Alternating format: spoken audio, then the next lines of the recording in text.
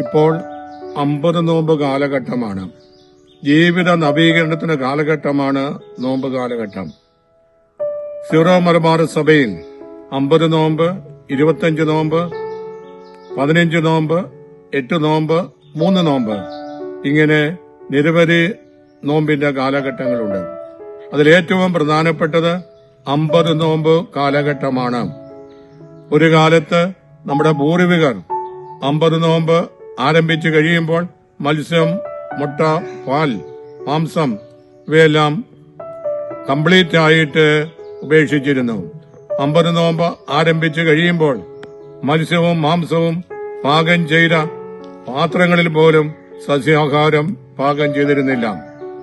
പുതിയ പാത്രങ്ങൾ വാങ്ങിച്ച് സസ്യാഹാരം പാകം ചെയ്യുമായിരുന്നു. 50 നോമ്പ്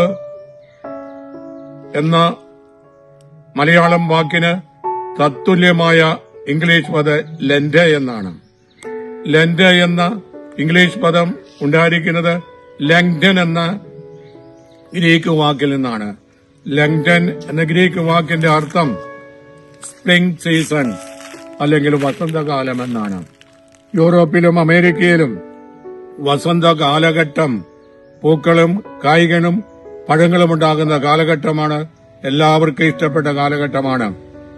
മാത്രവുമല്ല നല്ല കാലാവസ്ഥയുമാണ്. അധികം ചൂടോ അധികം തണുപ്പോ കാണുകയില്ല. ഈ 50 നോമ്പ് കാലഘട്ടം നമ്മുടെ ആത്മാവിനെ സംബന്ധിച്ചിടത്തോളം സ്പ്രിംഗ് സീസണായി തീരണം, വസന്തകാലമായി തീരണം. അതായത് ജീവിത നവീകരണത്തിനും സുഹൃതങ്ങൾ സമ്പാദിക്കുന്നുള്ള കാലഘട്ടമായിട്ട് തീർക്കുവാൻ നമുക്ക് സാധിക്കണം. സീറോ മലബാർ സഭയിൽ 16ാം നൂറ്റാണ്ട് വരെ 50 നോമ്പല്ലായിരുന്നു, 40 ദിവസത്തെ നോമ്പ് ഉയർപ്പ് തിരുനാളിന് ഒരുക്കമായിട്ട്.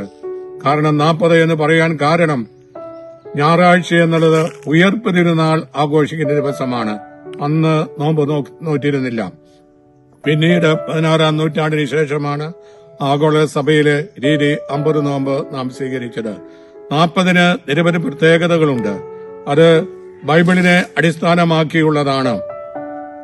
ഇസ്രായേൽ ജനത 40 വർഷക്കാലം സീനായ് മരുഭൂമിയിൽ കൂടി കാനാൻ ദേശത്തേക്ക് പ്രവേശിക്കുന്നതിന് മുമ്പായി അലഞ്ഞു തിരിഞ്ഞു നടന്നു, തങ്ങൾ ചെയ്ത പാപത്തിന് പരിഹാരമായിട്ട്.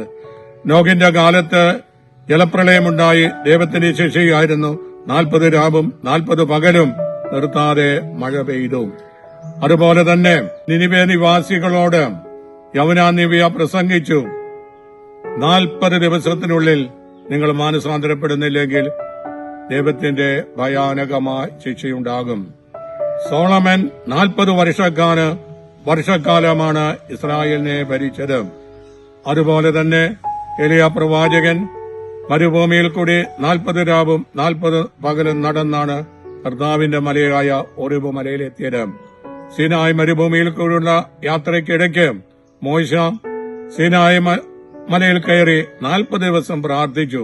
പ്രാർത്ഥന കഴിഞ്ഞപ്പോഴാണ് ദൈവം പ്രത്യക്ഷപ്പെട്ട് 10 പ്രമാണങ്ങൾ നൽകിയത്. ഇസ്രായേൽക്കാരുടെ ശത്രുക്കളായിരുന്നു ഫിലിസ്തീയർ. ഫിലിസ്തീയുടെ തലവനായ ഗോലിയാത്ത് വലിയ രാക്ഷസനായിരുന്നു. ഇസ്രായേൽ രാജ്യത്തിന്റെ അതിർത്തിയിൽ വന്നു നിന്ന് 40 ദിവസം വെല്ലുവിളിച്ചു. ഇസ്രായേൽ ജനതയെ ധൈര്യമുള്ളവർ ഇറങ്ങി വരട്ടെ ദ്വന്ദ്വയുദ്ധത്തിനു വേണ്ടി. 40 ദിവസത്തെ വെല്ലുവിളി കഴിഞ്ഞപ്പോൾ ദാവീദ് എന്ന ഇടയ ചെറുക്കൻ ഗോലിയാത്തിന്റെ അടുത്ത് ചെന്ന് ഗോലിയാത്തിനെ വധിക്കുകയുണ്ടായി. ഇങ്ങനെ പഴയ നിയമത്തിൽ 40ന് നിരവധി പ്രത്യേകതകളുണ്ട്. പുതിയ നിയമത്തിലും 40ന് വളരെ പ്രാധാന്യമുണ്ട്. ഈശോ തന്റെ പരിസര ജീവിതകാലം ആരംഭിക്കുന്നതിന് മുമ്പായി 40 രാവും 40 പകലും പ്രാർത്ഥനയിലും ഉപവാസത്തിലും ചെലവഴിച്ചു. അപ്പോഴാണ് ഈ പിശാച് പരീക്ഷിക്കുന്നതിന് വേണ്ടി ഈശോയുടെ പക്കൽ വന്നത്. 40 രാവും 40 പകലും പ്രാർത്ഥനയിലും ഉപവാസത്തിലും ചെലവഴിക്കുകയുണ്ടായി.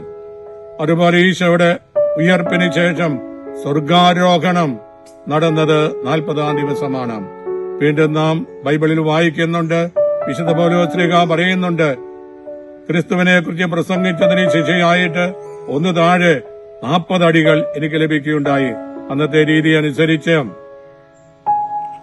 ഒരാൾക്ക് കിട്ടാവുന്ന അടിശിക്ഷ 40 പക്ഷെ അടിക്കുന്ന വ്യക്തി 39 അടിക്കുകയുള്ളൂ. എണ്ണത്തിൽ തെറ്റുപറ്റരുത്. എണ്ണത്തിൽ തെറ്റുപറ്റി 41 ആയാൽ അടിക്കുന്ന വ്യക്തിക്ക് ശിക്ഷയുണ്ടാകും. അങ്ങനെ ഒന്ന് താഴെ 40 അടികളാണ് പൗലോസ്ലീഹായ്ക്ക് കിട്ടിയത്. ഇങ്ങനെ ബൈബിളിൽ വളരെയധികം പ്രാധാന്യമുണ്ട് 40. അതുകൊണ്ടാണ് നമ്മൾ ഈശോയുടെ ഉയർപ്പ് തിരുനാളിന് ഒരുക്കമായിട്ട് 40 രാവും 40 ദിവസം നാം പ്രാർത്ഥനയിലും ഉപവാസത്തിലും ചെലവഴിച്ചത്.